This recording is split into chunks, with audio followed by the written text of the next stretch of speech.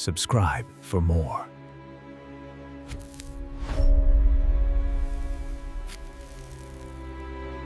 I didn't expect that a simple question could change the entire atmosphere in our house, but that Thursday evening, everything shifted.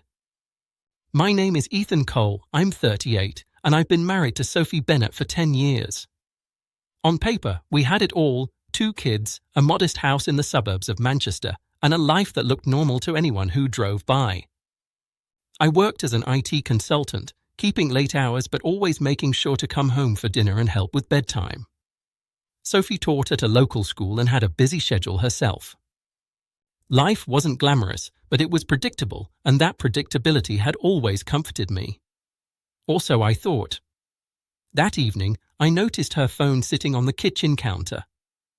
She was humming softly while scrolling, tapping her screen quickly, almost nervously. There was something in her movements that made my chest tighten, a little whisper of unease I couldn't ignore. I set my coffee down and asked, casually, "Hey, Sophie, what's OnlyFans?"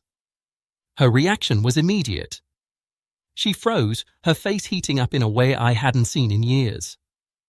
Her hand trembled slightly as she set the phone down, and I noticed her pupils dilate. I expected her to laugh it off, make some joke, or deflect. Instead, she just looked at me. I didn't interrupt. I waited. And the silence in that moment was heavier than anything I'd felt in years. Our 10 years together, all the shared mornings and late nights, suddenly compressed into that long pause. I wanted to reach out, put a hand on hers, ask if everything was okay, but a strange sense of clarity had settled in. Something was different. I could feel it. Finally, she spoke, her voice almost a whisper. It's something online. It's private. People pay to, well, post pictures and videos. She avoided my gaze. I stayed calm. That was my rule.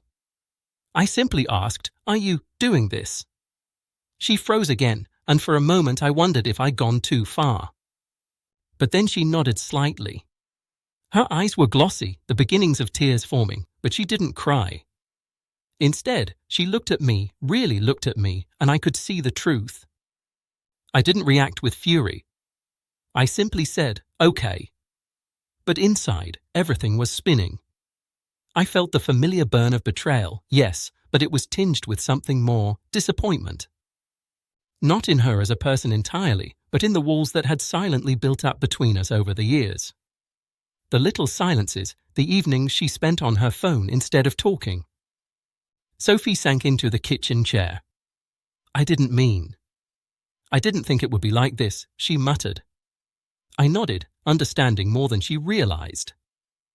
I sat across from her, not angry, just observing.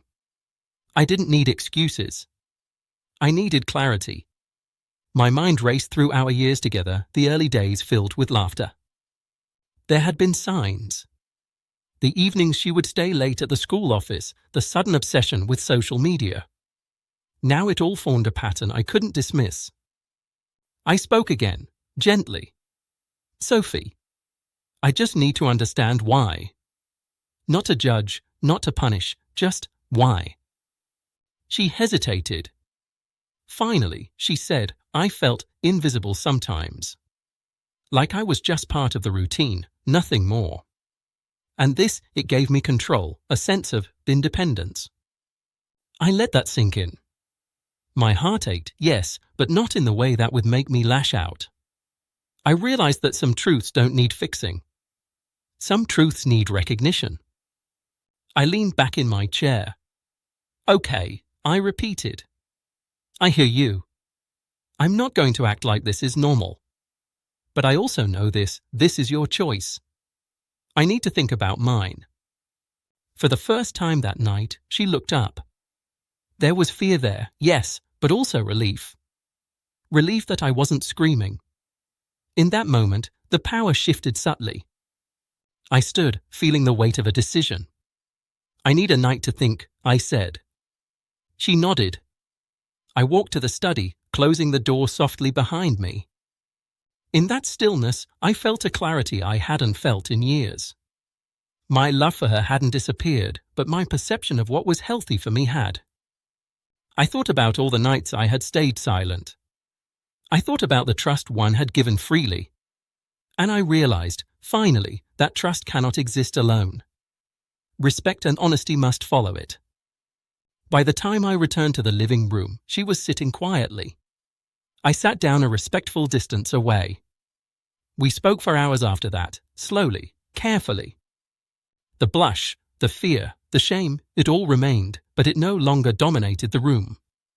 It was replaced with understanding, painful but real.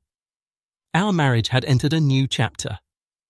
By the time the night ended, I felt something I hadn't felt in a long time, control over my own decisions, and a quiet strength.